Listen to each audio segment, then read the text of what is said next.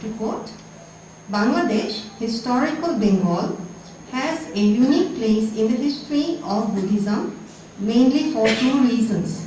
Firstly, Bengal was the last stronghold of Indian Buddhism, where it could survive as a socio-cultural force until the 12th century, despite its disappearance from other parts of the Indian subcontinent. Secondly, it is generally believed that Bengal was the home of a form of Buddhism, namely the Tantric Buddhism. Tantric Buddhism is a later development in Bengal, and therefore it remains to be seen what specific factors are responsible for turning the pure form of Buddhism into Tantricism, and whether the mystic and esoteric practices in the Buddhism of Bangladesh are of distinctively Bengali origin. Before I go on to discuss the influence of Buddhism in the Bengali life from the very classical phase to date, I feel it convenient to jot down two bullet points from the quotation. Firstly, it survived in our land not merely as a religion, but as the author states, as a socio-cultural force. And secondly, the ancient Bengal might have been in fact the birthplace of Tantric Buddhism.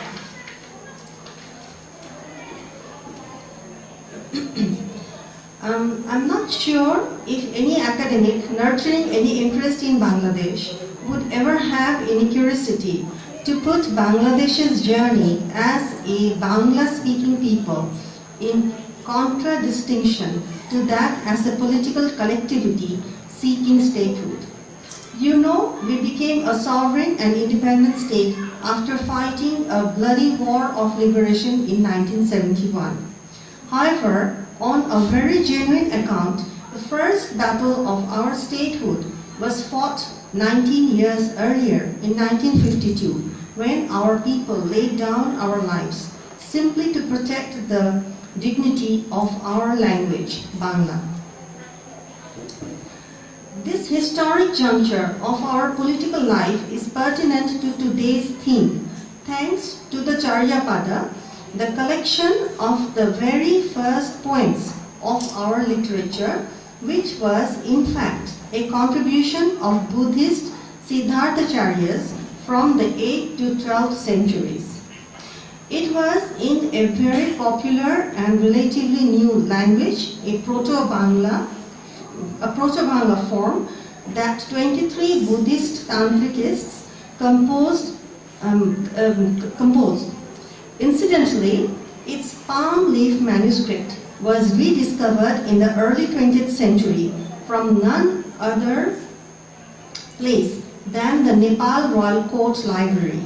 The Pala dynasty, which marked the zenith of Buddhism in South Asia, was a very generous patron of our language and literature, which culminated in the composition of the Charyapada.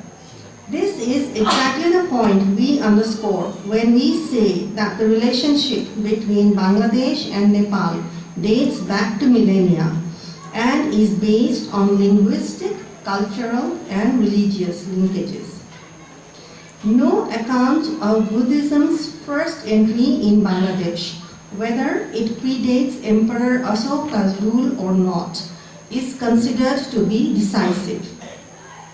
Writings of Huan Sang, a mid-7th century Chinese scholar-traveler, suggests that Lord Buddha might have traveled to various places of Bengal, including places located in current Bangladesh, in commemoration of which Asoka had later erected multiple stupas.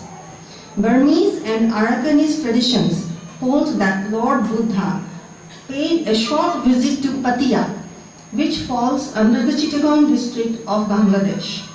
Studies reveal that Lord Buddha had delivered the first sermon after enlightenment at Saranath, located 30 kilometers northwest of Varanasi, before moving to other places within what is called Majjhima Desha or Madhyama Desha, Majjhima Desha's eastern boundary stretches as far south as Purnavardhana, now part of northern Bangladesh. Also around the same time, the Buddha's emissaries received tremendous support from King Bimbisara of Magadha, a state adjacent to Bengal. Lack of royal patronage led to Buddhism's partial decline in the post-Mauryan period. The Gupta dynasty, which lasted around 240 to 500 current era, despite being a devout follower of Hindu faith, had a tolerant outlook vis-a-vis other faiths. Consequently, Buddhism flourished in various parts of South Asia. The Chinese traveler Fa Hien narrates that he came across several Buddhist stupas and monks during his journey across the Ganges Delta.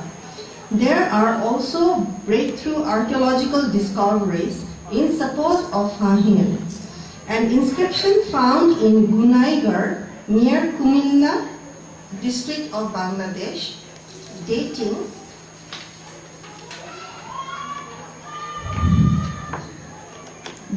back to the Gupta era year of 188 makes a mention of a gift of Buddhist Aryavartika Sangha of the Mahayana sect from Maharaja Vainyagupta. In the same inscription also is listed various other monasteries, one known as Raja Vihara. That the Gupta kings generously patronized the flourishment of Buddhism in present Bangladesh is confirmed through other major archaeological evidences, such as a standing image of Lord Buddha found in Biharai under Rajshahi district and a gold-plated image of Manjusri found in Bajaidhap Mandap of Mahasthangarh in Bogura.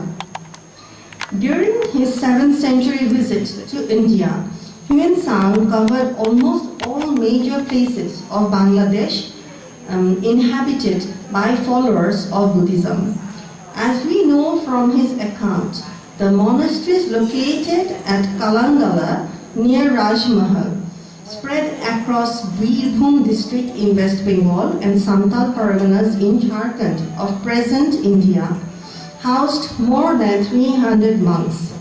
He noted to have found 20 monasteries with over 3,000 monks practicing both Hinayana and Mahayana form of Buddhism. Emperor Harshavardhana, 606 to 647, was a great promoter of Buddhism.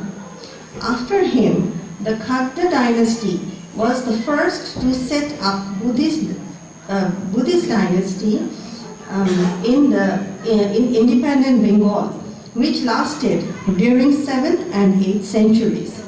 The discovery of 2 copper plates, one at Ashrafpur, 30 miles northeast of Dhaka, and another in Deulbari, 40 miles south of Kumilla, provides important information of that age. The golden age of Buddhism in Bangladesh is associated with the rule of the Pala dynasty, which reigned in Bengal from 8th to 12th centuries. Being equally respectful to the rights of other religions' followers, the Pala kings respected Lord Buddha as the starting point of their official records and proceedings. With their generous support, this religion and all supporting institutions thrived in Bangladesh for 4 centuries while it was being wiped out in other parts of the Indian subcontinent. During this time, Buddhism gained ground in the neighboring regions such as Tibet and the Malaya Peninsula.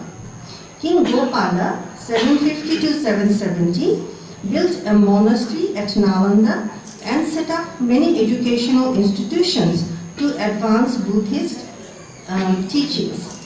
His son, King Dharmapala, 770 to 781, continued the same policy and founded the famous Vikramshila Vihara on top of a hill by the bank of the Ganges in Magadha, near to now under Bihar of India.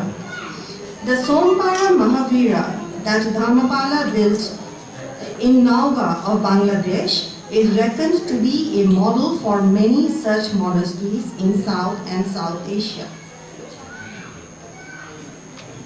The Chandra dynasty, comprising ancient lands of Harikela, which is eastern and southern parts of Bengal, Vanga, the undivided Bengal, and Samatata, located in the south of the Brahmaputra River, also advanced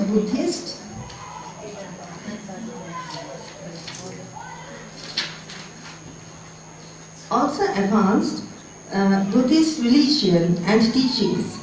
Their patronage was historically proven through the discovery of a huge Buddhist stupa called the Salavana Vihara, along with other inscriptions on the Mainamati hills under Kumila district of Bangladesh. Tibetan sources confirm that Buddhist Tantricism flourished during the Chandra dynasty. Atisha Dipankara Srijana, the illustrious Buddhist scholar hailing from Vikrampura near Dhaka, was associated with the Chandra dynasty. Dear friends, less than 1% of today's of the population of today's Bangladesh are followers of Buddhism. But the total number of Buddhists in Bangladesh is not very little. It is more than 1.2 million, which is more than the population of many countries. However, there is a noticeable degree of diversity within this community.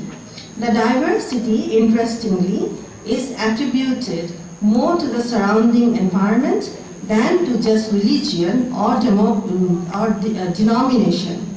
Broadly, they are classified into two major categories, the plain Buddhists and the tribal Buddhists. The tribal Buddhists with such titles as Chakma, Tanchanga, Marma, Rakhine, etc. mainly live in three hill districts of Chittagong. The plain Buddhists, mostly with the titles of Barua, Chaudhry, Mutsuddi, Talukdar, and Singha, live in the plain lands, including the capital city Dhaka.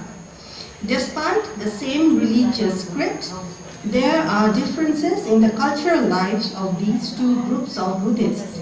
The tribal Buddhists do a lot of unique additional traditional activities, such as the bamboo dance, which are not a part of the life of the plain Buddhists.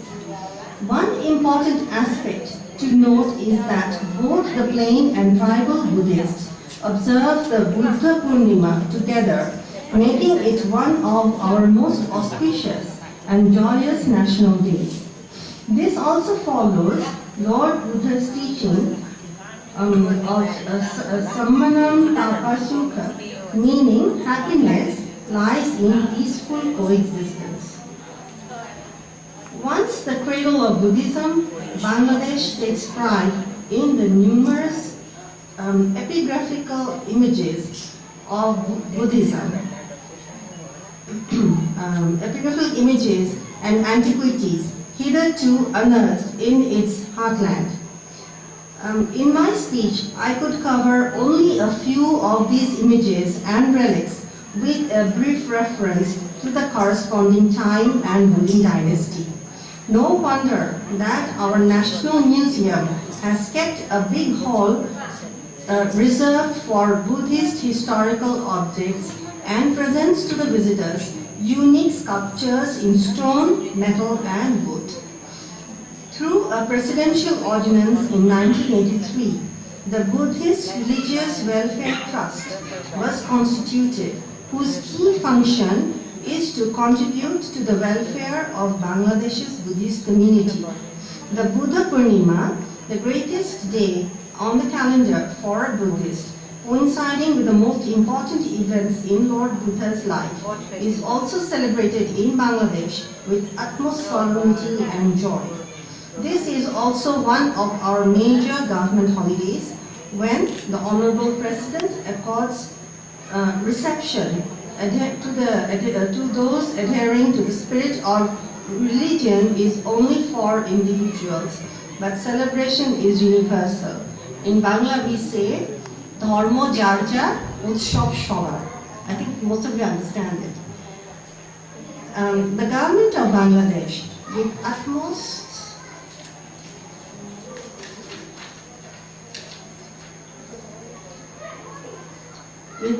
seriousness, has been maintaining the Buddhist places of worship and relics. Various Buddhist organizations in Bangladesh have been playing an important part in our socio-economic development.